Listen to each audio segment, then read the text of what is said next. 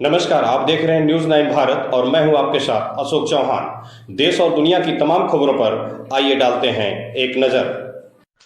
Samajwadi party के राष्ट्रीय अध्यक्ष अखिलेश यादव आज जनपद मैनपुरी पहुंचे हैं, जहां उन्होंने करहल तहसील क्षेत्र के ग्राम गुनहैया में आयोजित वैवाहिक कार्यक्रम में प्रतिभाग किया। करहल के ग्राम गुनहैया पहुंचने पर पूर्व प्रधान रामनरेश यादव ने सपा अध्यक्ष अखिलेश यादव, पूर्व सांसद तेज प्रताप सिंह यादव, पूर्व विधायक सोबरन सिंह यादव सहित तमाम नेतागणों की फूल मालाएं पहनाकर स्वागत किया। आज सपा अध्यक्ष अखिलेश यादव वैवाहिक कार्यक्रम के दौरान उपस्थित सभी लोगों से खुलकर मिले एवं हाथ मिलाकर तमाम लोगों से कुशल क्षेम पूछी। मीडिया के सवालों पर सपा अध्यक्ष अखिलेश यादव ने भाजपा सरकार पर जमकर जुबानी हमला बोले। उन्होंने बीजेपी का परिवार सबसे खतरनाक बताते हुए समाज को बांटने वाला एवं हमारी संस्कृति को खराब करने का काम करने वाला बताया है। इस दौरान सपा अध्यक्ष अखिलेश यादव ने क्या कुछ कहा, आइए आपको सुनाते हैं। न्यूज 9 भारत के लिए अनिल शर्मा की खास रिपोर्ट। ला रहा है परिवार जो सबसे ज्यादा हमारी संस्कृति को खराब करने का काम कर रहा है। हमारे देश की संस्कृति रही है मिलजुल करके रहने की, मेल मिलाप की संस्कृति, भाईचारे की संस्कृति। हमारा समाज एक गुलदस्ते की तरह है। उस समाज को सबसे ज्यादा बांटने का काम भारतीय जनता पार्टी का परिवार कर रहा है। मैंने केवल आपके ऊपर आत्मदाह करने का प्रयास किया है परिवार ने। ये कोई नई बात नहीं आत्मदाह की। अधिकारी लूट रहे हैं। अभी बड़ा अच्छा लगा कि मुख्यमंत्री जी ने ये स्वीकार किया कि गोरखपुर में बहुत भूमाफिया आ गए हैं। अगर आपने अखबार ध्यान से पढ़ा होगा तो आपने पढ़ा होगा कि मुख्यमंत्री जी खुद स्वीकार कर रहे हैं कि गोरखपुर में भूमाफिया आ गए हैं।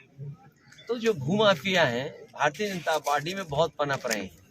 कोई जिला नहीं बचा जहां पर भारतीय जनता पार्टी के बड़े पैमाने पर भूमाफिया काम न कर रहे हो। आप जमीन कब्जा कराने का काम, सर आप पीडीओ को लेकर चुनाव मैदान में उतरे हैं। विभागों से किस तरीके से छीना जाए, कानून के माध्यम से उसका दुरुपयोग कैसे किया जाए। भारतीय जनता पार्टी सबसे बड़ी भूमाफिया पार्टी बन गई है। निर्वाचन आयोग भारत सरकार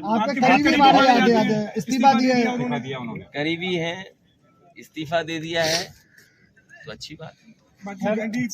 जब आप दोनों बातें कह रहे हो कि वो देश में बैलेट पेपर की मांग चल रही है। अध्यक्ष जी कई तरीके के समाजवादी पार्टी समाजवादी पार्टी पे उनके आरोप भी उन्होंने लगाए हैं और मोदी जी की तारीफ कर रहे हैं। तो अच्छी बात है। अगर किसी के ख्याल बदल गया हो, जिसका ख्याल बदलता है उसका फिर ख्याल बदल जाएगा। परिवार में लगातार अधिवक्ता और ईवीएम को लेकर विरोध कर रहे हैं।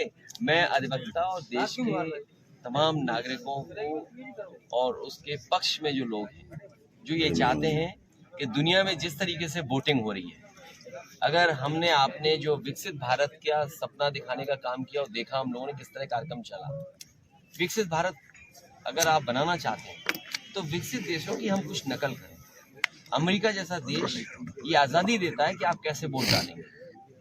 जर्मनी है वो बैलेट से वोट डाल रहा है। जापान जहाँ से ईवीएम बनी वो बैलेट से वोट डाल रहा है। यूरोप में तमाम जो विकसित देश हैं वो बैलेट से वोट पड़ रहा है वहाँ पर। आपके देश में बैलेट से वोट क्यों नहीं?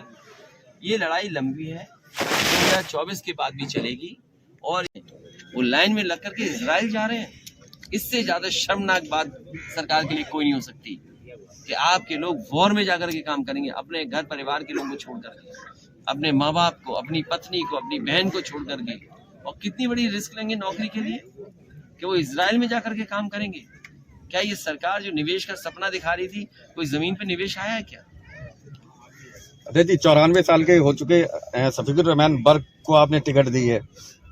ये मैंने उनसे कहा कि हमारे लिए ओल्ड इज गोल्ड, और जो हमारे पुराने लोग हैं वो भरोसे के लोग हैं, और जब तक वो हैं तब तक वो चुनाव लड़ेंगे। अध्यक्ष जी कांग्रेस ने ये कहा है कि जिन सीटों को आपने घोषित किया उन पर उनका भी दावा था, आपने हिडन एजेंडा। ये हमारी और कांग्रेस की बातचीत है। ये बातचीत एएनआई और प्रेस की नहीं है। इसलिए हमें और कांग्रेस और जिन दलों से हमारा गठबंधन हो रहा है, हमारी कोशिश होगी कि उन्हें संतुष्ट करें। क्या गठबंधन हो रहा है, क्या वो मशीन से पड़ेगा?